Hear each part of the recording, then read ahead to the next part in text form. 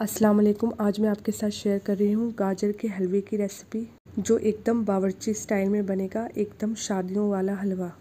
के लिए ले लिए हैं हमने 5 किलो गाजर। गाजर को बहुत अच्छे से वॉश करना है। एक बड़ा बर्तन जिसमें हम गाजर का हलवा बनाएंगे, उसी में अच्छे से वॉश कर लें। इसको वॉश बहुत अच्छे से करना है क्योंकि गाजर में बहुत सारा रेत होता है, तो इसको पहले और इसको घिसने के बाद भी 2 से 3 बार अच्छे से वॉश कर लें।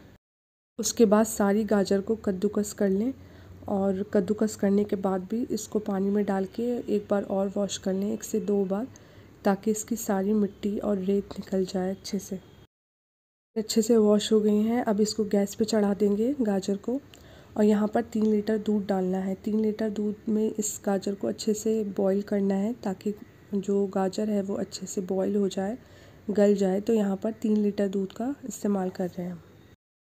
दूध डालने के बाद हाई टू मीडियम फ्लेम पर इसको पका लें और बीच में चम्मच चलाते रहें। इसको चेक करते रहें कि नीचे से ये लगे नहीं।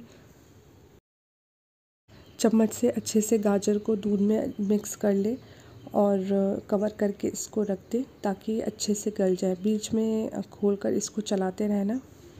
20 मिनट बाद इसको खोलकर फिर से 2 से 3 बार चम्मच चलाकर और इसको कवर करके रख देना है। इसको भूनना बहुत ज़रूरी है। गाजर को आप जितना भूनेंगे उतनी ही अच्छा आपका हलवा बनेगा, इसलिए इसको गाजर को दूध में बहुत अच्छे से भूनना है। जब तक कि सारा दूध ख़त्म नहीं हो जाता इसके अंदर, तब तक आप इसको अच्छे से भूनें। जब दूध सारा इसका ड्राई हो जाए तो यहाँ पर 1 किलो देसी घी डालना है। देसी घी डालकर इसको बहुत अच्छे से भूनना है। दूध में गाजर को अच्छे से गलाना है और घी के अंदर इसको बहुत अच्छे से भूनना है। तो घी डालने के बाद इसको लगातार चलाते हुए आप अच्छे से भून लें जब तक इसका कलर एकदम चेंज नहीं हो जाता है। इसको बहुत अच्छे से भूनना है। 1 टेबल स्पून 1 चम्मच मैं इसमें इलायची कुटी हुई डालूँगी। यहाँ पर 8 से 10 इलायची हैं ये, इनको अच्छे से कूट लें या बारीक इसका पाउडर बना लें, वो डालकर इसको भूनें ताकि इसमें इसका सारा फ्लेवर आ जाए। 1 घंटा हो गया है गाजरों को भूनते हुए और यहाँ पर अब चीनी डालेंगे। यहाँ पर 1 किलो हम चीनी डाल रहे हैं। अगर आपको ज़्यादा मीठा पसंद है तो आप 1.5 किलो भी डाल सकते हैं।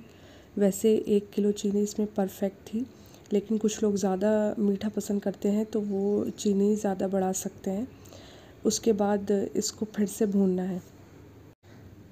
चीनी डालने के बाद ये सारा पानी इसमें छोड़ती है चीनी, तो जब तक इसका पानी अच्छे से खुशक नहीं हो जाता चीनी का, तब तक इसमें भूनना है। इसको बिल्कुल एकदम ड्राई कर लेना है बहुत अच्छे से। चीनी डालने के बाद इसका पानी काफ़ी चीनी ने छोड़ा है, तो अभी इसको बिल्कुल ड्राई करना है। इसे कम से कम 20 से 25 मिनट तक अभी और भूनना है ताकि ये सारा पानी इसका ड्राई हो जाए और घी में अच्छे से ये भुन जाए।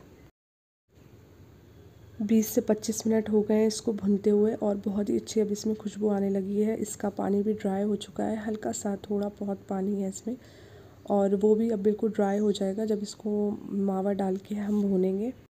यहाँ पर 1 किलो मावा लिया था हमने और आधा अभी डाल रहे हैं इसमें और आधा लास्ट में डाल देंगे जब इसको सर्व करेंगे ऊपर से।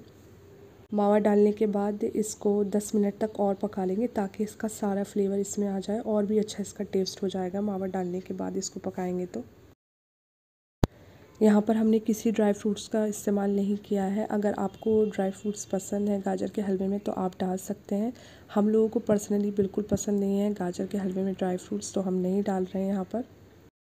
लोग यूज़ कर सकते हैं ड्राई फ्रूट्स का, स्पेशली अगर मेहमानों के लिए बना रहे हैं किसी दावत के लिए तो ज़रूर इसमें ड्राई फ्रूट्स डालें। उसके बाद अब 10 मिनट तक इसको भूनने के बाद ये एकदम तैयार हो चुका है। बहुत ही बढ़िया सा ये हलवा बना है, एकदम बावर्ची जैसे बनाते हैं वही इसका टेस्ट है शादियों वाला। ये हलवा खाकर आपको सेम वही टेस्ट आएगा जो आप शादियों में खाते हैं हलवा, और जैसे ही मैंने आपको बताया है उसी स्टेप्स को आप फॉलो करेंगे तो इंशाल्लाह ये आपका बहुत बढ़िया बनेगा।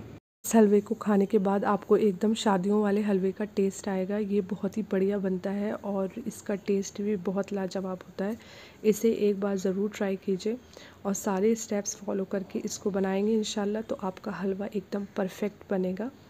तो इस रेसिपी को ज़रूर ट्राई कीजिए और अगर ये मेरी रेसिपी आपको पसंद आए तो इसको लाइक और शेयर कीजिए चैनल को भी सब्सक्राइब कीजिए। अल्लाह हाफिज़।